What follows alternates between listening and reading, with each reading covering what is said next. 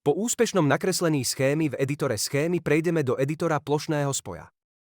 V editore plošného spoja môžeme vidieť súčiastky, ktoré sú spojené vzdušnými spojmi a štvorec, ktorý označuje obrys plošného spoja.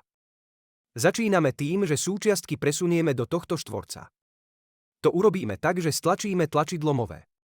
Ak máme súčiastky vložené v tomto štvorci, môžeme ich zväčšiť, aby sa nám lepšie pracovalo a uložiť ich do finálnej podoby. Na ľavej strane si umiestnime konektor napájania, následne ukladáme rezistory a sledujeme vzdušné spoje, aby sme dosiahli čo najkratšiu cestu a čo najmenej prekrížených spojov.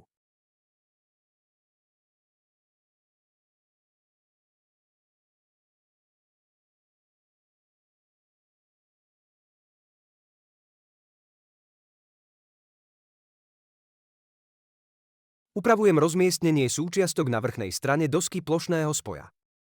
LED diódy ukladám na vrchnú stranu a otáčam rezistory tak, aby som si optimalizoval vzdušné spoje.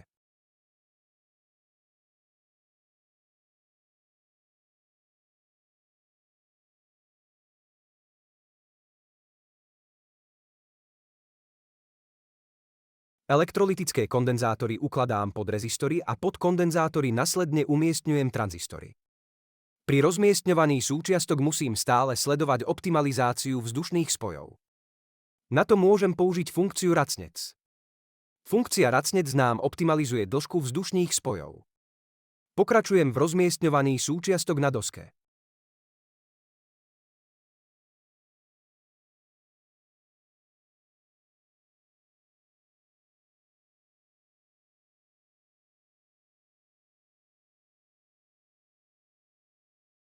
Pokračujeme v rozmiestňovaní súčiastok a optimalizácii vzdušných spojov. Ak sme sa rozhodli, že už by to tak mohlo vyzerať, začneme kresliť dosku plošného spoja.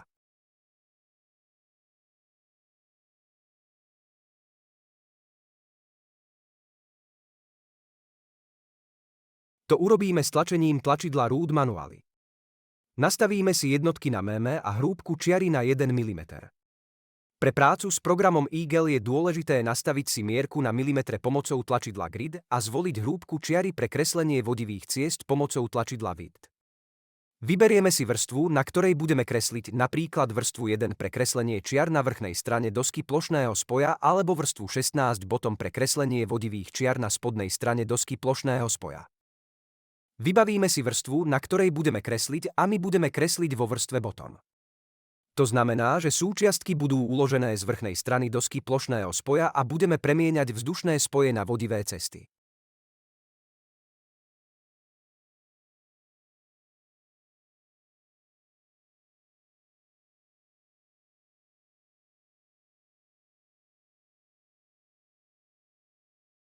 Následne môžeme začať premieňať vzdušné spoje na vodivé cesty pomocou pravého tlačidla myši, ktorým ťaháme cesty, a zároveň môžeme zalamovať tieto vodivé spoje pri kreslení.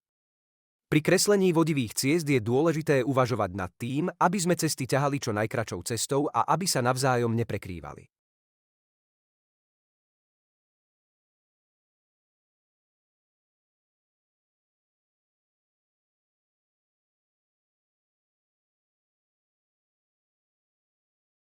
Vodivé cesty môžu ísť aj cez stred súčiastky.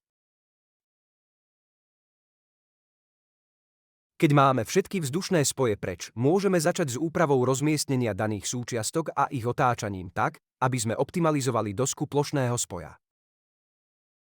Upravím veľkosť plošného spoja tak, že kliknem na tlačidlo Move a na roh bieleho štvorca, ktorý mi predstavuje dosku plošného spoja. Potom ju upravím na požadovanú veľkosť. Pre označenie celej dosky plošného spoja ju dám do bloku a presuniem ju na pozíciu 0,0, rovnako ako v editore schémy.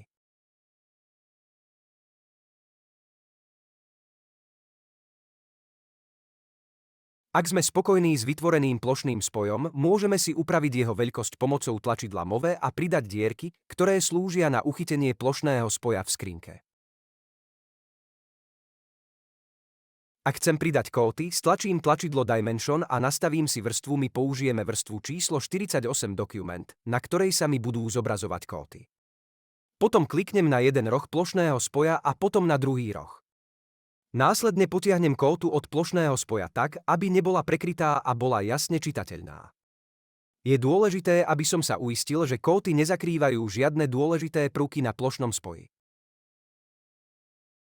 Na kreslenie polygónov vyplnených ploch na voľných častiach dosky slúži tlačidlo Polygon.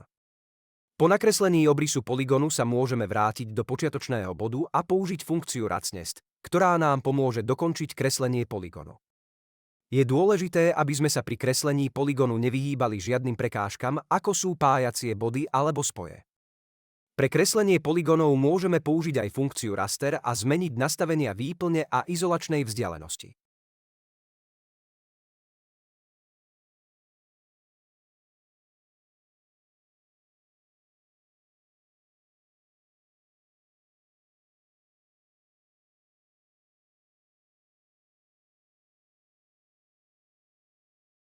Vytvárať kvalitné plošné spoje je dôležité správne pomenovať a zadať text.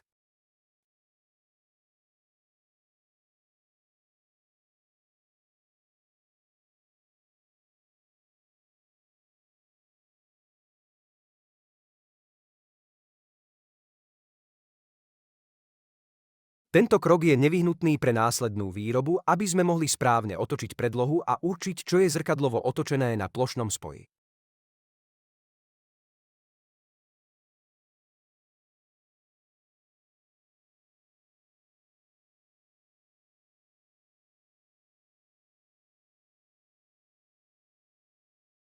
Po nakreslení a dokončení plošného spoja môžeme ho uložiť.